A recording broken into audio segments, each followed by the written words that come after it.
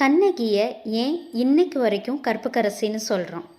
அதற்கான 3வது காரணம் என்ன அப்படிங்கிறத பார்க்கலாம். கண்ணகி எமோஷ்னலி பயங்கர இன்டெலிஜென்ட்டான ஒரு பெண்மணி. தன்னுடைய மன ரீதியில் அவங்க ரொம்ப புத்திசாலித்தனமான ஒரு பெண்.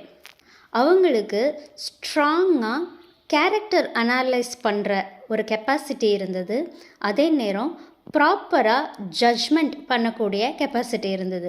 இதை எதை வச்சு சொல்கிறோம் அப்படின்னா, முறைப்படி பார்த்தா கோவலன் கண்ணகியோட கதையில் ஹீரோவா இல்லை வில்லனா அப்படின்னே தெரியாது. ஏன் அப்படின்னா, கல்யாணம் ஆகி கொஞ்ச நாள் மட்டுமே குடும்பம் நடத்திட்டு மாதவியோட அழகில் மயங்கி மாதவி கூட வாழ்கிறதுக்காக கண்ணகியை விட்டுட்டு கோவலன் போயிட்டாரு.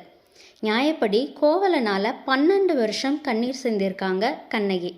அப்படி இருக்கும் பொழுது கோவலனோட கேரக்டரை மிக குறுகிய காலமே அவரோட வாழ்ந்தாலும் ப்ராப்பராக ஜட்ஜ் பண்ணி கண்ணகி வச்சுருந்தாங்க.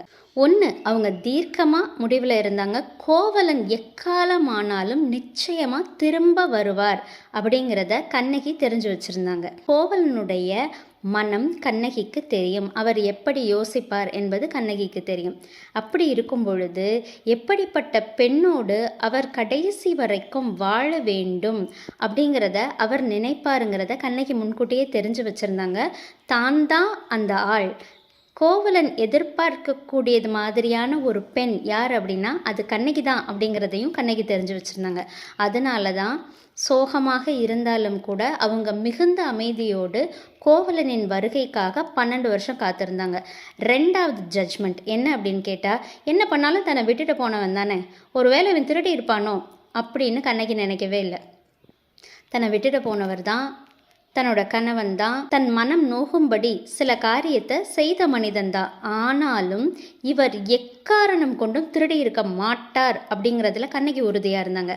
அப்படி அவங்க உறுதியாக இல்லைன்னு வச்சுக்கோங்களேன், பாண்டிய மன்னனோட சபையேறி அவங்க தன்னுடைய கணவனுக்காக வாதாடி பாண்டிய மன்னனையே தோற்கடித்திருப்பாங்களா அப்படின்னு கேட்டால் கிடையாது.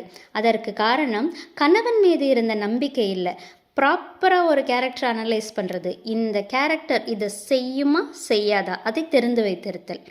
இந்த எமோஷ்னல் இன்டெலிஜென்ஸ் இருக்கிறதுனால தான் அவங்க பாண்டிய மன்னன்கிட்ட போய் வாதாடினாங்க, வாதாடி ஜெயிச்சாங்க, மதுரை எரிந்தது. இன்றைக்கும் கண்ணகியோட பேர் நிலைச்சிருக்கு அப்படின்னு கேட்டால் அவர்களுடைய எமோஷ்னல் இன்டெலிஜென்ஸும் ஒரு முக்கியமான காரணம்.